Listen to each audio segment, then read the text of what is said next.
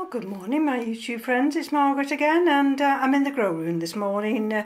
Keith's watching test match cricket, and I just thought I'd sneak upstairs and show you what I've done yesterday and what I'm doing today. So yesterday I did a mixture of seaweed extract and rainwater.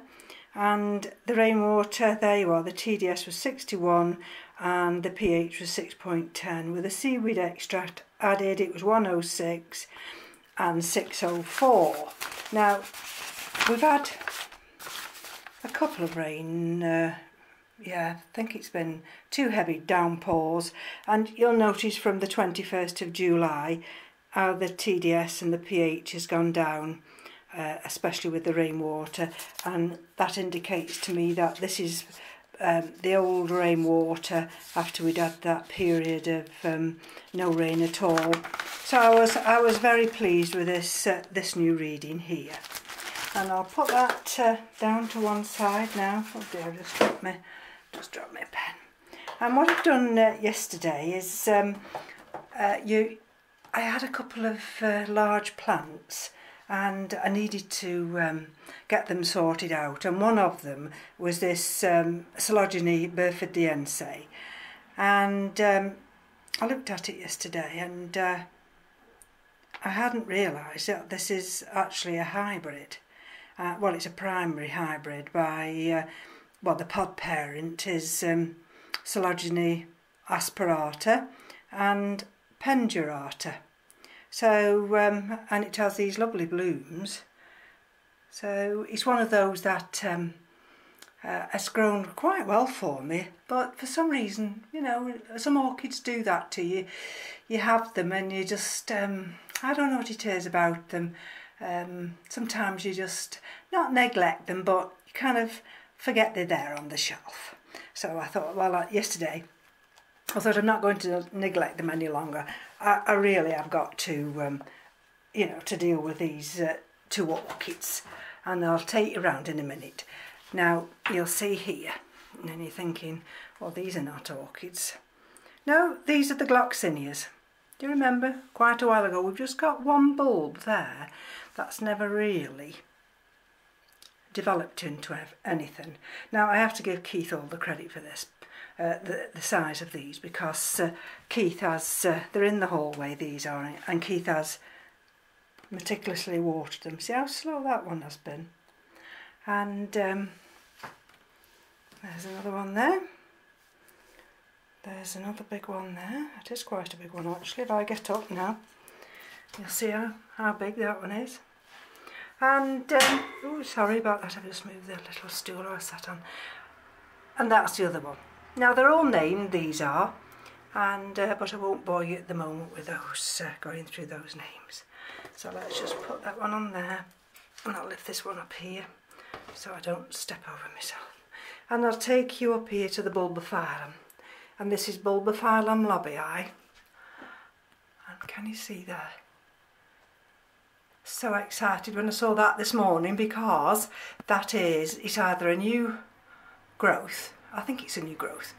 I don't think it for 1 minute it'll be a flower inflorescence coming. But, so this one's taken a while. As you know, I put it up in this homemade contraption, for want of a better word. And it's going from strength to strength. And, of course, this is the big delicatum. And I'll just quickly go around because, but there's really nothing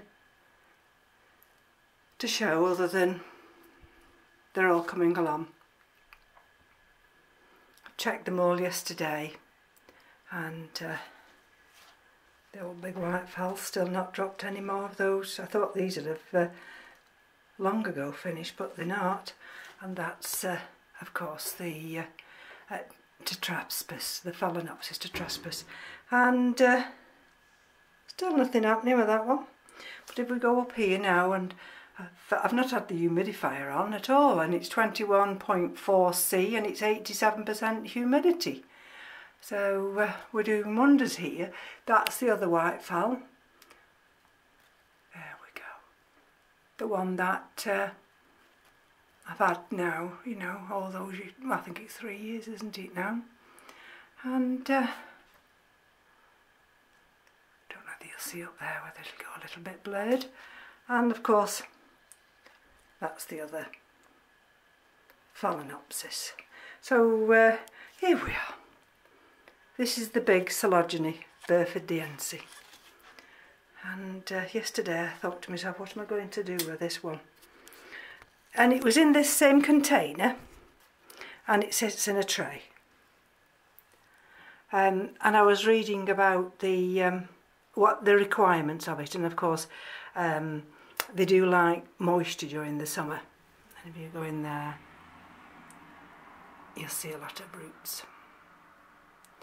And I was going to actually film this, and I'm glad I didn't, because by the time I'd got in there, I got my little implement to try and remove some of this old bark, and between this one and the Aspasia, it took me 3 hours, and I didn't get all the bark off this one. In the end, I just thought to myself, well, it'll just have to do with the old bark that's on it. And the reason I wanted to get it out of the media and just check it was because I got mushrooms growing out of it. And so it's what I've done is, you've seen, I've wired this up now, and it's a Heath Robinson. In other words, it's you know, me and my contraptions. And I've put a layer of hydrogen balls at the bottom, a layer of coconut husk fibre and whatever it is, and then this one's got also Orchid bark. And so this one does like moisture during the growing season, and then during the winter season it has a winter rest. And so I shall just hopefully now, the point is now it's going to get air. And I thought, how am I going to water that? Well, the trays that I've got, that I had them in, I shall just sit them in the tray of water and let it absorb what it wants. But you can see already how big this plant is. If I stand back, you can see how big it's growing. And that new growth just tucked under there, can you see it? That's the, I've had a little change on, that's the Thunia bensonii. And this is the Aspasia. Now the Aspasia, you see it's had this leaf here. And I've found with a lot of the orchids, they don't like, some of them don't like to be watered from above. If you water them from above, and I don't understand that, because of course, you know, wherever they are, unless they're actually under canopies, then they will get rained on. But for whatever reason, this one doesn't like watering from above. And I've had these dry sheaths. I've had that one. Oh, that one just fell off. There's another sheath in there, and that's turned brown. So I just thought to myself, this is another one that I've really got to just tattle. And so with this one, it has enormously long roots, and that's how it grows. It hangs down. It's a bit like a vanda with the roots, and of course I don't want to accommodate it that way, so I've layered the roots this way. And this has got hydrogen balls at the bottom, and then it's got this depth of that coconut fibre mixture, and then I've just top dressed it with some Orchid bark. And it is a few wrinkly leaves there. So I have neglected it, and I don't like to neglect the orchids, so hopefully now that will come on, and well, I don't know whether it'll ever flower for me, but at least I'll get it back to full health. And I've just brought a couple of the Phragmipediums up here. These were the seedlings, and they're doing very well. So let's take you this way. This is the top table of this shelf, and now we're hitting the light now, so I shall just have to be a little bit careful. That's the species Phalaenopsis, and it's producing some lovely roots. So that's a good sign to me that that's quite happy in that medium. And these are the little new ones I got last week. And this is Hildepoxen. What I did yesterday, I just staked it at the back here. And the roots are coming. Yes, they're starting. They're starting to accept the new environment now. Those little roots are, and that's half the battle. Once you get them to accept the new growing medium. And this is the oh, now what's this one? This is the tiniest of them all, isn't it? That's let me have a look for you. Sorry about that. Tetragonum. And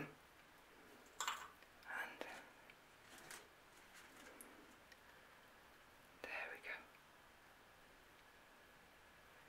And one of these little places, oh, it's that one, isn't it?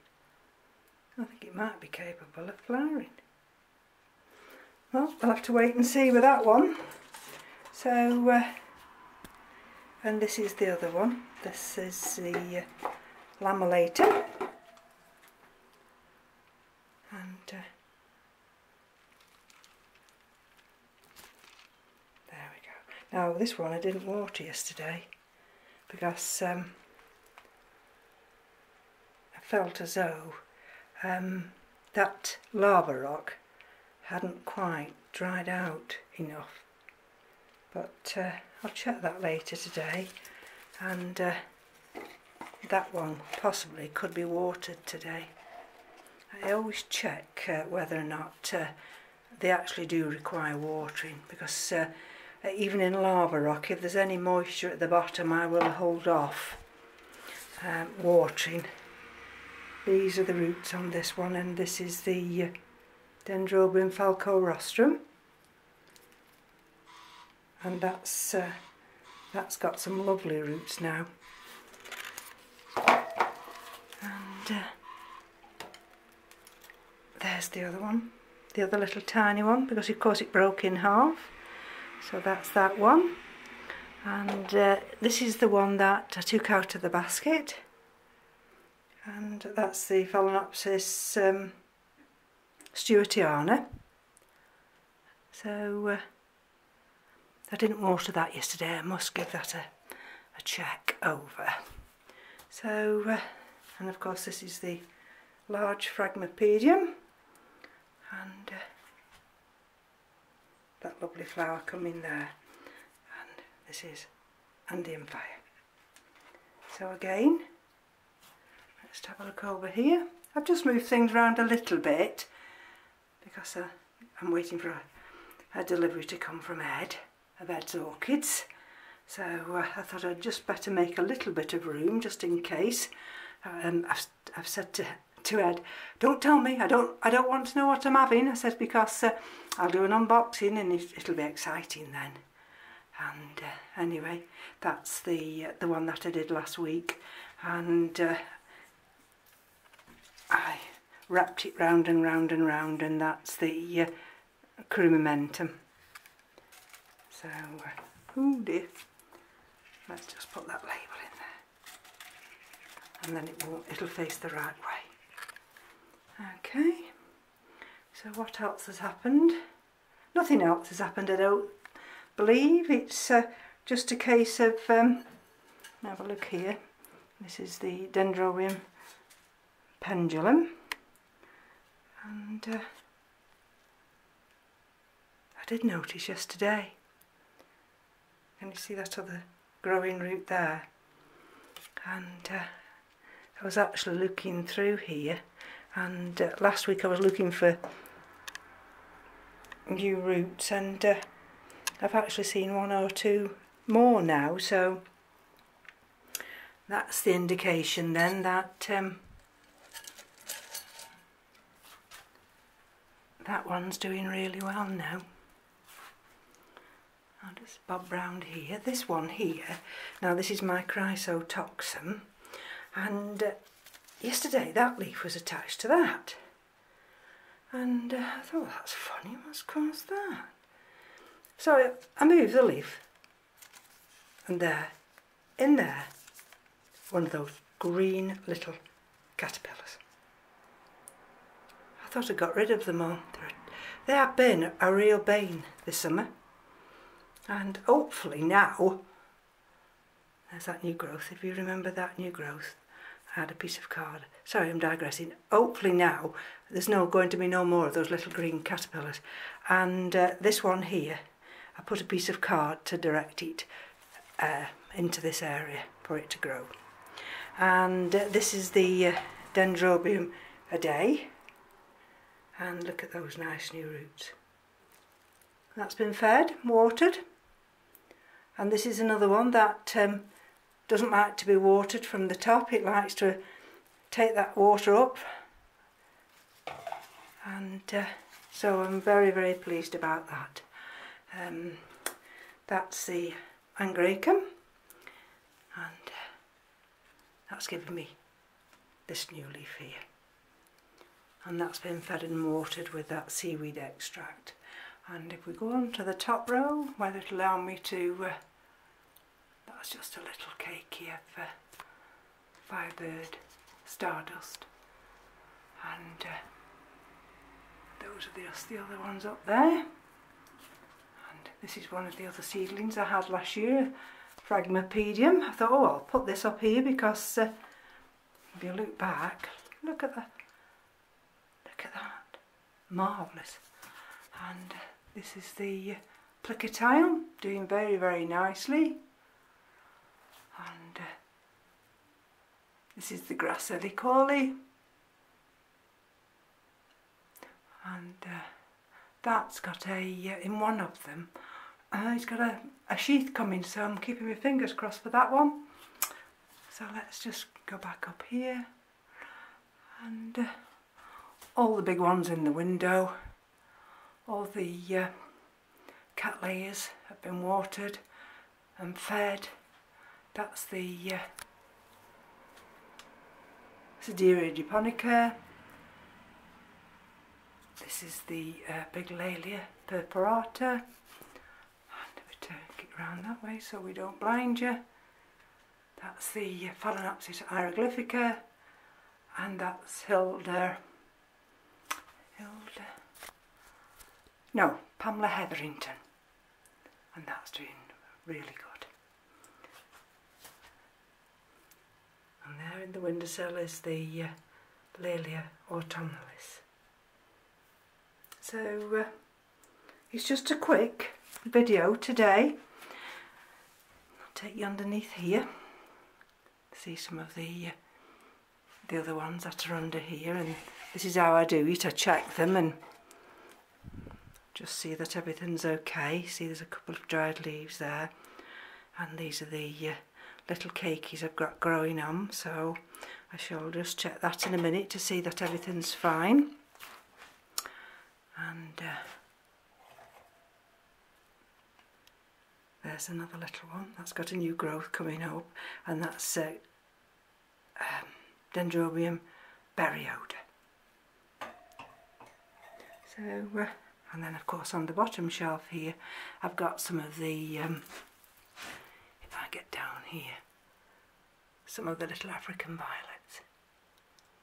And you might think they're in a lot of shade, but when I put this bottom light on down here, if I do that now, you'll see how much light they get. So I won't blind you with that light. And that's the Pleurophalis up there in that corner. That wants checking. If it rains today, I think I'll put that outside and let it take in that nice of cool rainwater. That's the Selaginella fimbriata. This one is the Comic King. That's the other Pleurathalis restopoides. So they're just a few in rescue mode. And I think that's it for today. Plenty of room on the shelves here. Somebody asked me how many orchids I'd got, and I really must do a count, because last year I had 103. Now whether or not that's increased a lot, I don't know, but I really will try and take count and let you all know how many I've got. But I think I'm getting to the point where, you know, you've got to have enough room and you've got to have enough time to look after the orchids. And if you've not got enough room or you've not got enough time, then your orchids are going to suffer. And I wouldn't like that, because I like to take care of my orchids. So just a Sunday morning pan around the orchid room, and